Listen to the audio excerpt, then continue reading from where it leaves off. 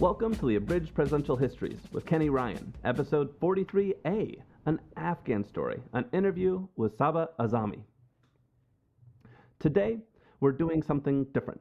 Instead of talking to a professor, an author, or a journalist, we're talking to someone directly impacted by presidential decisions, actually by several presidential decisions. And we're talking to someone I'm privileged to call a friend. Sahba moved to Afghanistan from neighboring Iran in 2019 when she was 15 years old. She went to college in Afghanistan, earned a master's, became a specialist on violence against women, and worked in the office of the President of Afghanistan. And then, one August day in 2021, that government fell and Sahba was forced to flee. Sahba now lives in the United States as a refugee, thousands of miles from her family and the home she knew, and I'm very happy to say she was just recently granted asylum. Sahba, thank you for talking with me today. Hi, Kenny. Thank you for having me. You were 7 years old living in Iran when the United States invaded neighboring Afghanistan. I'm curious, do you remember what that moment was like? So, as you mentioned, I didn't grow up in Afghanistan under Taliban rule. I was born in Iran as a refugee because my parents fled the Taliban's operation. However, my life in Iran was not like that of Iranian children. Despite having a relatively normal life and going to school, there were constant reminders that we didn't fully belong. We faced restrictions and limitations simply because we were refugees. My parents tried their best to create a sense of home by teaching us Afghan culture, but their longing for Afghanistan was always present. My mother would often listen to Afghan songs and tell me, I wish we were in Afghanistan so you could see how beautiful it is. But although I was not in Afghanistan at the time, the impact of US invasion was deeply felt in our refugee community in Iran. My parents were glued to the news, anxiously discussing what the US invasion would mean for Afghanistan's future. There was a mixture of hope and fear. Hope that the Taliban might finally be removed, but fear of what another war would bring. Even as a child, I could sense the anxiety in our home, the uncertainty about whether we would ever return to our homeland. If you don't mind sharing, why did your parents flee Afghanistan and when? How long had they lived in Iran? My parents fled to Iran when they were young, when they were teenagers. It was because of the Taliban and also the war before Taliban in Afghanistan. So they returned to Afghanistan many times, but when Taliban took over Afghanistan, they fled back to Iran, and there was like lots of dangers for them. My grandparents, they were both involved in politics in Afghanistan, and that was the big reason. Wow. So when the Taliban is toppled by the American government, it eventually becomes safe for you all to move back. Several years later, when you are 15, around 2009, your family does move back to Afghanistan. What was that move like? What were they expecting? Why did they say now's the time to go back? When Taliban were removed, I remember the tension in our community, the way adults spoke in hushed voices, and the uncertainty that loomed over our future. My parents were worried about their families back in Afghanistan, and I could see the stress on their faces during the when the U.S. invasion started. Right. At the time, I didn't fully understand the political implications, but I knew something big was happening that could change everything for us. Mm-hmm. Mm-hmm. When Kabul fell to US forces, my family, like many Afghan refugees, began to talk about returning. Yeah. There was a cautious sense of optimism. We Yeah. wondered if it was finally safe to go home and rebuild our lives. When we returned, I found myself in a country that was both familiar and unfamiliar. Hope was in the air, but so were the remnants of war. Mm-hmm. So before we returned to Afghanistan, my father went there to make sure there is opportunity for us to go Mm-hmm. back. And then we returned 1 year later when I was 15. How did it feel for you? I mean, you mentioned it felt familiar but different. You'd grown up hearing these stories about it. Did you see the beauty that your mom had told you to expect, or did it just feel Yeah, strange? What was it like? yeah. We grew up with my mom's stories about Afghanistan. Mm-hmm. And when we went back to Afghanistan, for the first time, I could see a future where girls could study and Mm-hmm. women could work. It felt like Afghanistan was waking up from a long nightmare. Mm-hmm. However, the transition wasn't easy. Right. Freedom came with its own set of challenges.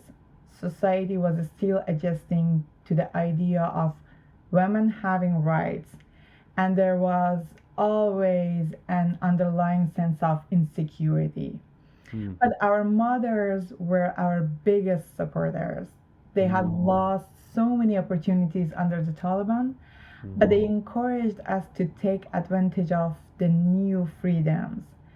They saw our education as a way to reclaim what had been taken from them, and they pushed us to dream big despite the barriers. Mm. And you did dream big. You earned a I bachelor's did. degree. Yeah, you a bachelor's degree in law and political science in 2014. You earned a master's in international relations in 2017. What was it like being a member of a generation of Afghan women for whom these educational opportunities were open to you? What were the challenges and joys of the moment for you and your peers? Um, it was both exhilarating and challenging. Mm. Being able to study law and political science felt empowering, Yeah. like we were finally taking control of our futures.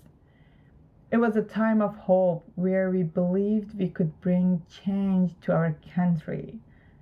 However, there were constant challenges. Society was not always supportive, and we Mm. had to work twice as hard to prove ourselves. We truly believed in democracy, and many of us dedicated ourselves to building a better Afghanistan. I'm sure if democracy had survived longer, things would have changed for the better Mm. because of our generation. Our generation was ready to fight for it. Even Mm. now, you can hear their voices advocating for a free and just Afghanistan. And you showed that fight and that dream in your work. You worked for 3 years for a UN-funded human rights organization in Kabul, and 3 years for the Afghanistan's Office of the President. Can you tell me a little? What were you doing in these roles, but also what were you seeing in these roles? Um, First of all, I want to mention we didn't decide to be advocates. We had to Mm. be.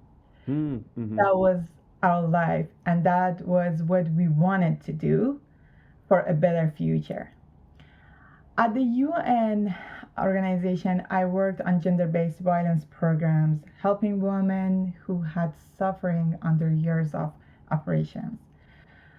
Um, I provided legal support, trainings, and awareness programs. It was rewarding but emotionally exhausting. to see the deep scars left by decades of conflict. At the office of the president, even I was too young, but I worked on policies aimed at empowering women and improving governance. I saw the incredible potential of Afghanistan, but also the deep rooted challenges, corruption, political instability, and security threats that constantly hindered progress.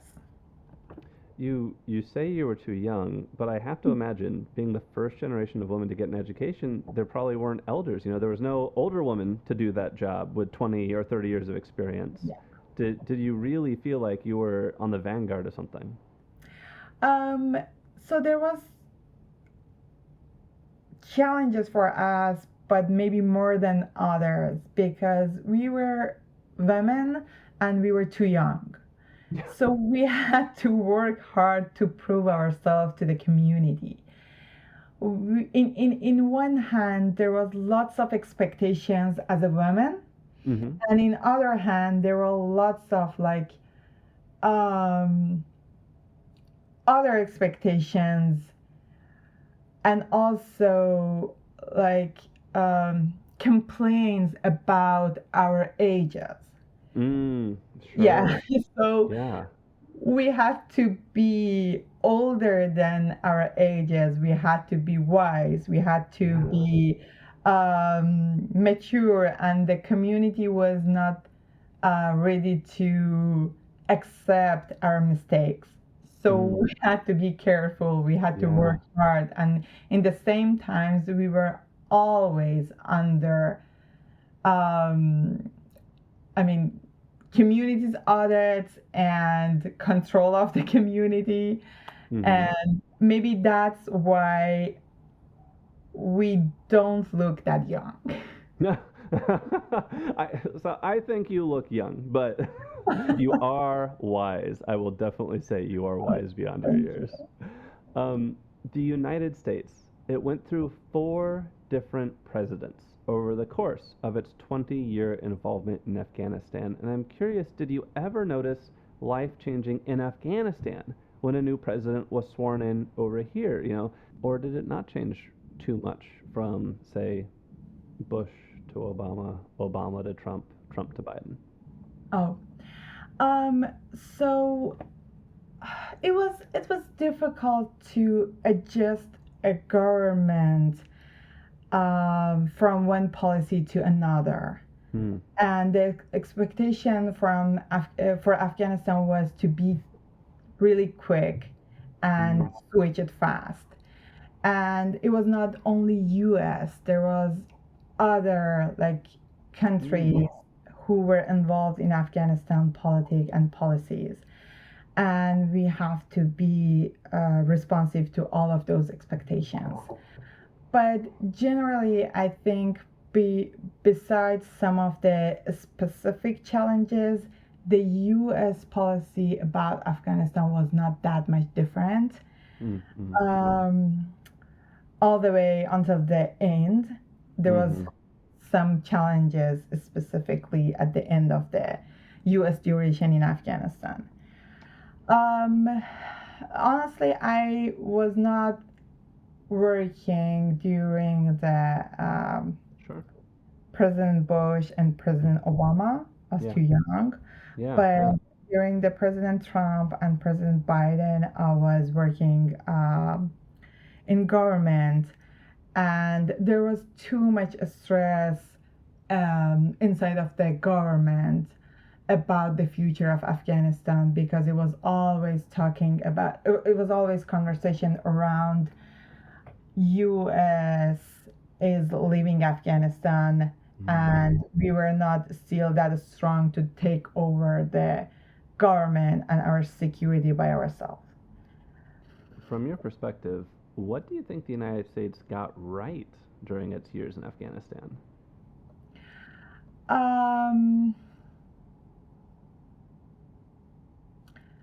Giving Afghan people an opportunity to live under freedom and democracy.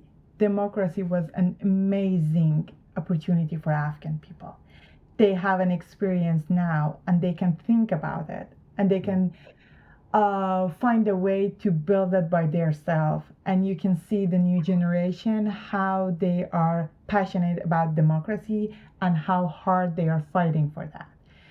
That's now an ongoing conversation, which I think never will be over.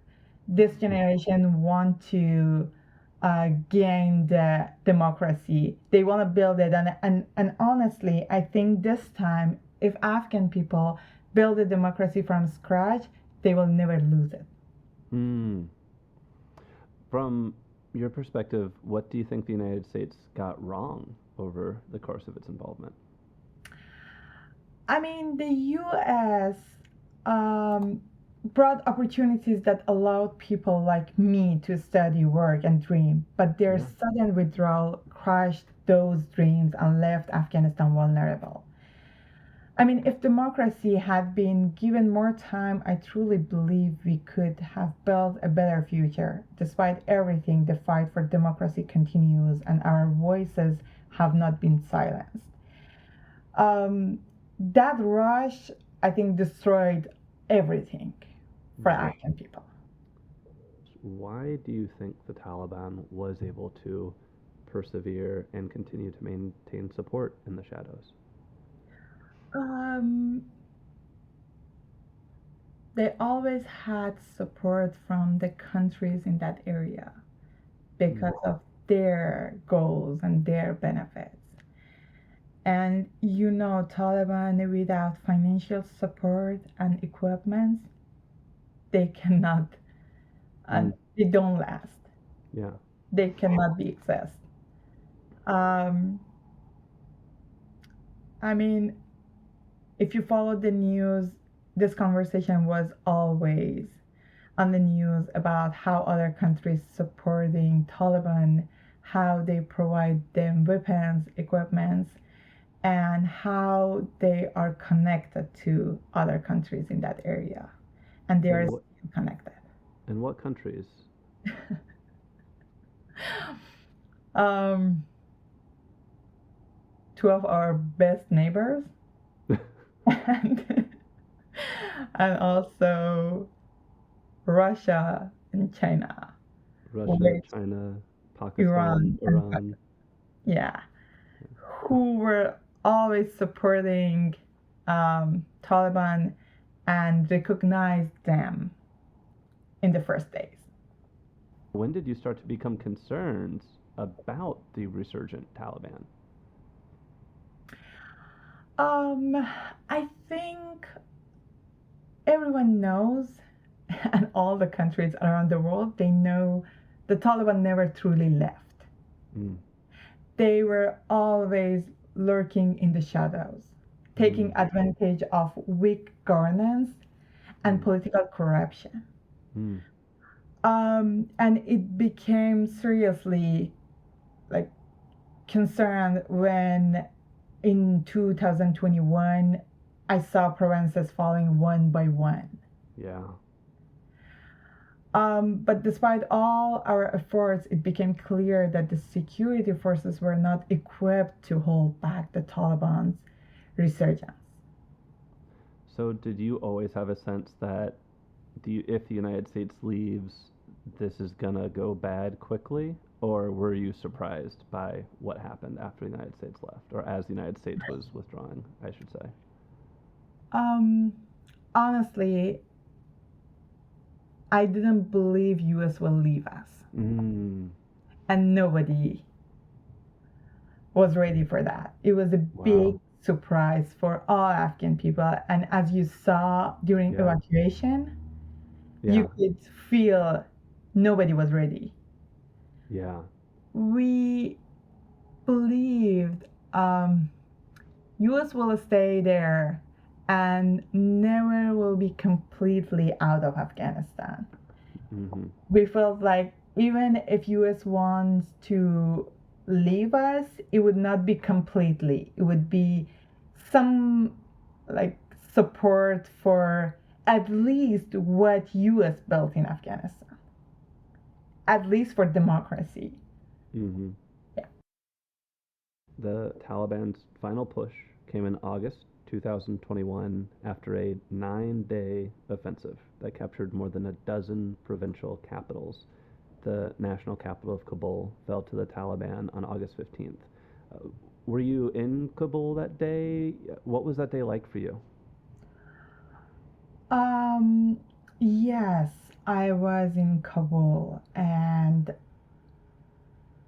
when Taliban took over Afghanistan, I was in Yeah. my office. I mean, Oh my when they God. took over Kabul, I was in my office because, as I mentioned, I believed they will Hmm. never take over Afghanistan again. Wow. Yeah, I was in my office. I was sitting and thinking about those days, and I was like, it would be a short period of the time, and Mm. you will be fine again. There was always war in some part of Afghanistan. Hmm.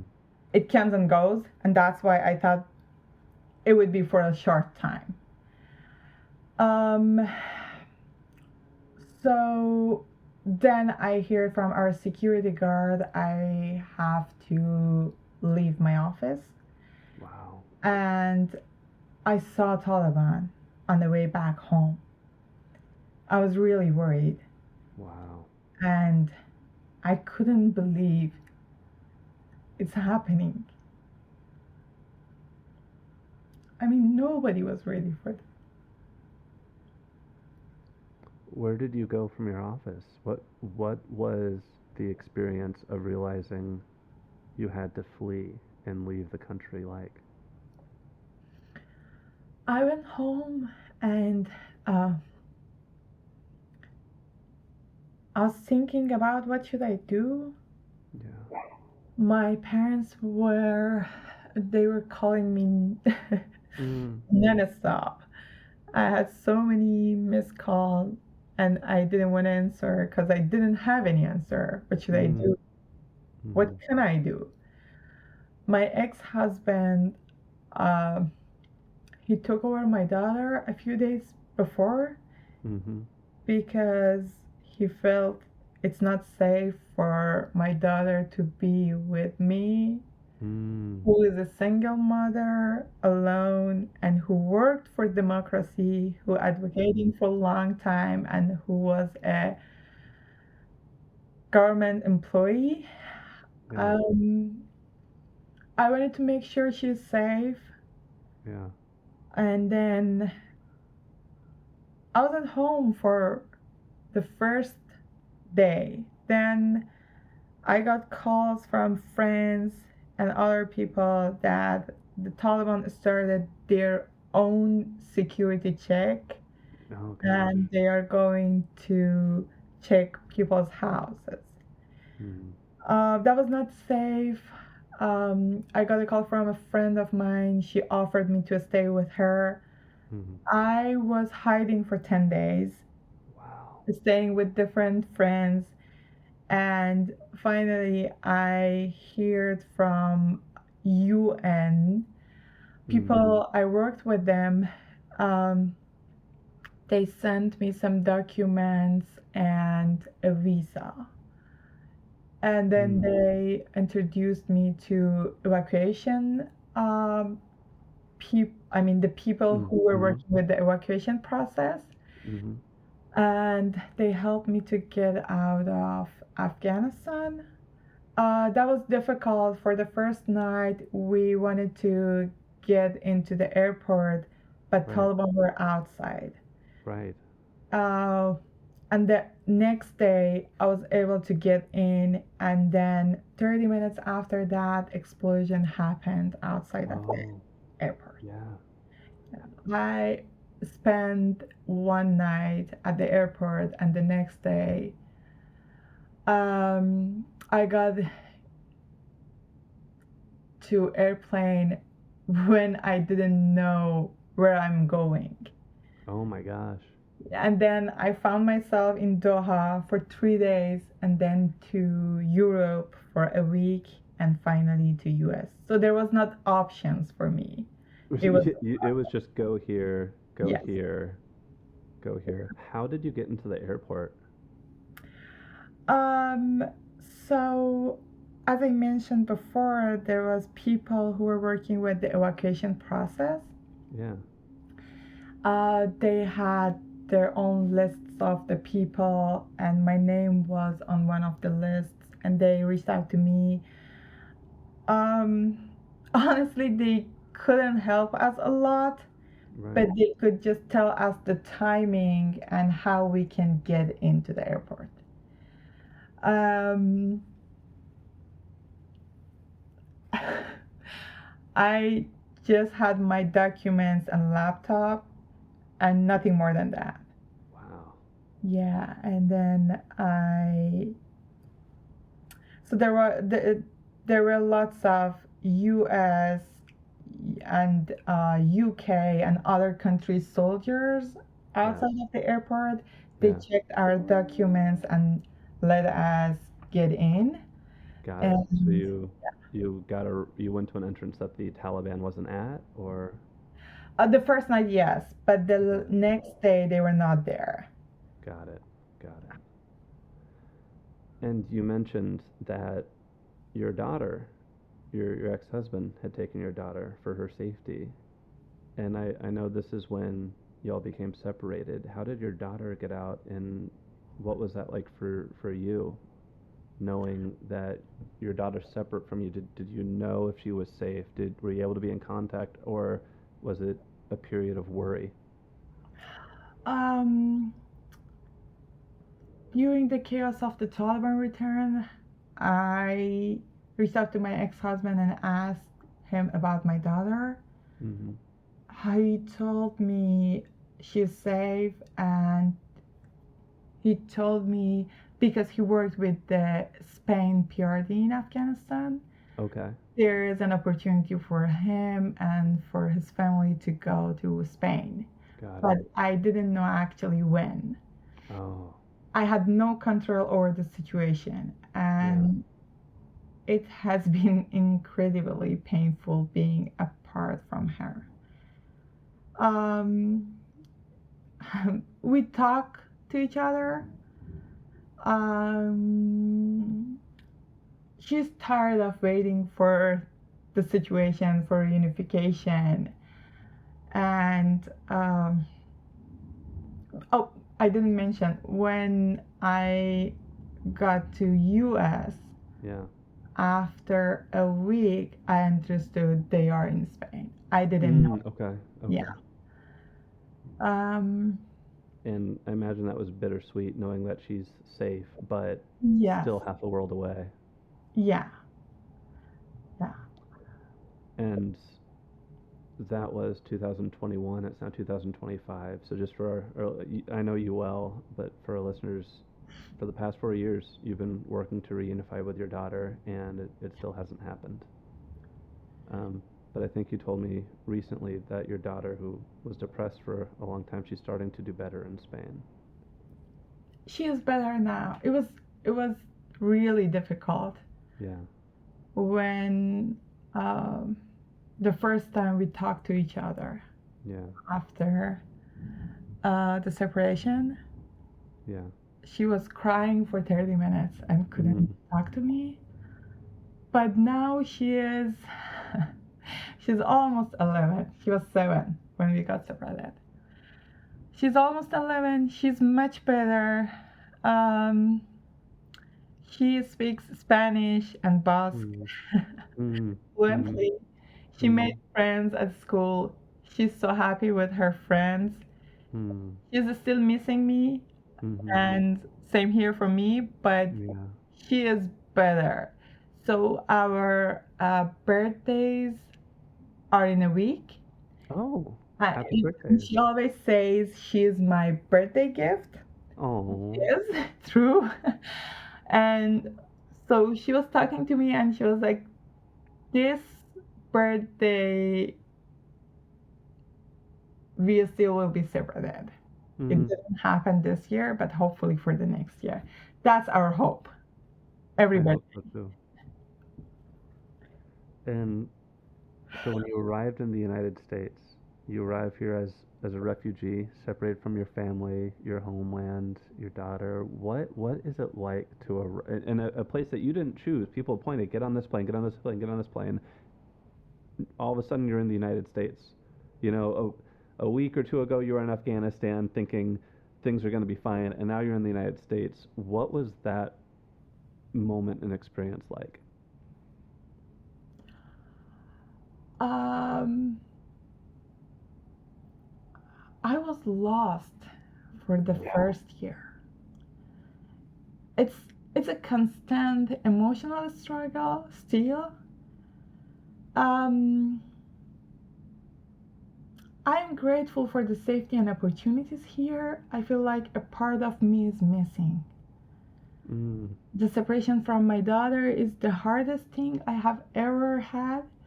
Yeah. I miss my family, my home, and the life I once had. Yeah. Some days are filled with hope and others with deep sadness. But for the almost two first years or 1.5 first years, I had a nightmare every night. I was at the airport looking for my daughter, and Taliban were outside looking for me. It was every night.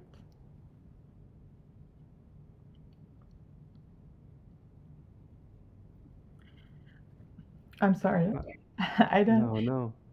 It's When did? still hard Yeah, for me to talk about those days. yeah.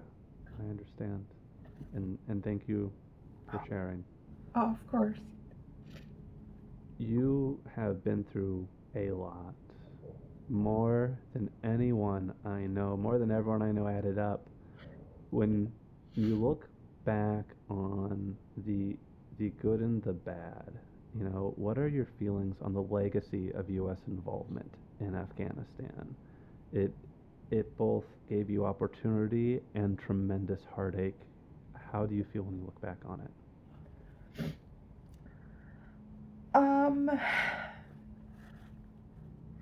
Um, I mentioned before, I'm grateful for the all opportunities U.S. brought to Afghanistan and gave Afghan people opportunity to live under the freedom and experience the democracy and have a better understanding of how their lives would be under freedom and gave them a reason to fight with Taliban.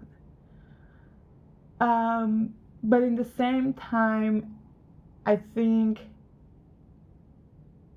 another plan, or maybe a better, clear plan for Afghanistan from US could give the politicians and government an idea about the future and could make them ready for the time when US wants to leave Afghanistan. So there could have been more clarity on planning, on the long-term plan, so Afghanistan could have prepared better, is kind of one feeling. It came as too much of a surprise, and I suppose an incoherent policy, you might say. Yeah, and also I think you know about the US negotiations with Taliban. Yes. I think the Afghan government must be a part of that negotiation. Yes. Yeah. And And like not real quick to allowing remind our them to be. listeners, that was Trump's administration negotiating with Yes. the Taliban directly his Yeah. last year or two. Yeah. And not allowing them to be a part of negotiation provided Taliban more opportunity and confidence. Yeah. Yeah. What do you hope for the future? And what do you think Afghanistan's future might look like at this point?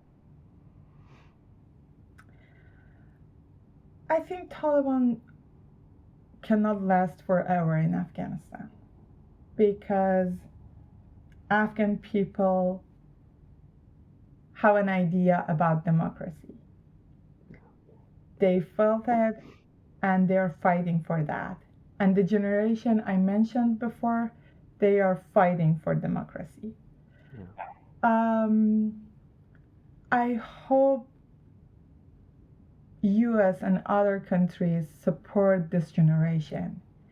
Hear their voices, raise their voice for them, which it's not the request for government, it's for Americans. I hope they raise their voice for Afghan women, for Afghan people, support them, and help them to end the war once forever. I just want to check. Is there anything else that I didn't ask about that you would like to talk about or that you would like to express?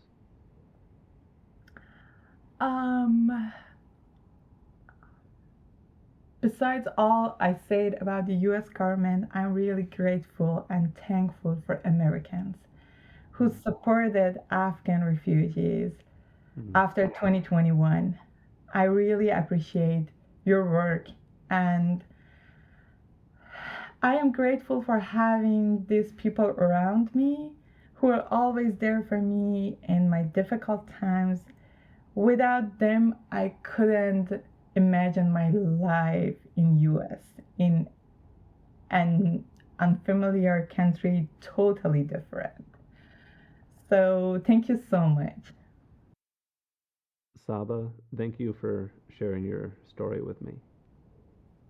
If you've enjoyed this interview with Sahba, I encourage you find an organization that supports the resettlement of refugees and their reunification with their loved ones and ask how you can help.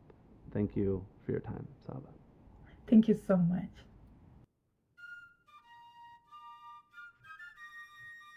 Thank you for listening to today's episode of Abridged Presidential Histories. If you enjoyed it, please subscribe, tell your friends and family about the show, and write a 5-star review on your podcast listening platform of choice.